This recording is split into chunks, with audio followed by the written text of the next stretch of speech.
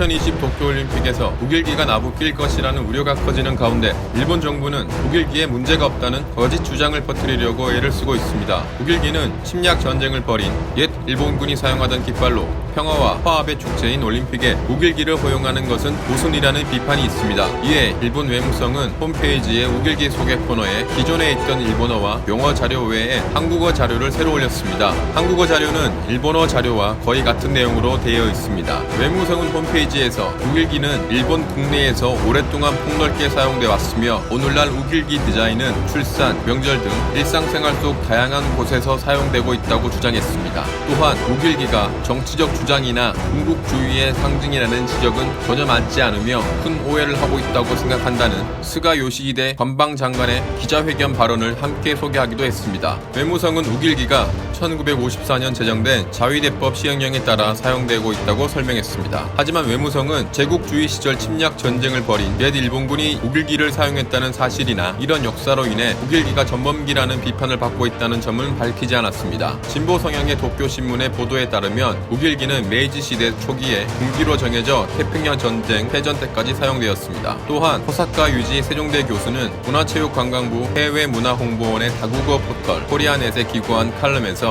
우길기 사용을 합리화하는 일본의 주장을 역사적 근거를 토대로 반박했습니다. 호사카 유지 교수에 따르면 일본의 무사시대가 시작된 12세기 이후 우길기의 원형으로 보이는 문양을 군기로 사용한 무장들이 일본 큐슈 지방에 있긴 했으나 일반적인 것은 아니었다며 우길기가 일본에서 일반적인 문양이 된 것은 옛 일본 육군이 햇살 무늬를 군기로 정식 채택한 1870년 이후이자 1889년에 옛 일본 해군이 깃발의 태양 위치를 약간 이동시킨 우길기를 군기로 채택한 이유라고 밝혔습니다. 무사들이 군기로 사용했기 때문에 우길기의 기원은 침략적이었다며 침략 전쟁과 관련이 있는 우길기를 도쿄올림픽 경기장으로 반입하는 행위가 정치적이지 않다는 일본 측 주장에는 무리가 있다고 비판했습니다. 일본 정치권에서는 여당을 중심으로 우길기 홍보를 강화해야 한다는 주장이 나오고 있으며 외무성은 이에 동조해 홍보에 열을 올리고 있는 것으로 보입니다. 일본 보수 성향 신문인 요미우리 신문의 보도에 의하면 외무성 홈페이지에 우길기에 관한 일본어와 영어 자료를 올린 뒤 집권 자민당 내에서 한국과 제3국에도 전해지도록 우길기의 홍보를 강화해야 한다는 목소리가 나왔습니다. 앞서 도쿄올림픽과 패럴림픽 조직위원회는 우길기를 반입 금지품으로 하는 것은 고려하지 않는다는 방침을 발표했습니다. 이에 한국문화체육관광부는 국제올림픽위원회 IOC에 우길기 사용의 부당성을 설명하는 서한을 보내 사용 금지 조치를 요청한 바 있습니다. 일본 정부는 우길기의 사용에 문제가 없다고 주장하고 있지만 일본 내에서도 우길기의 경기장 반입을 자제해야 한다는 목소리가 적지 않습니다. 도쿄신문은 사설을 통해 우길기가 역사적 경위가 있어서 경기장 반입을 허용하면 주변국의 반발을 불러일으킬 것이라며 우길기 반입 허용을 제고하라고 촉구했습니다.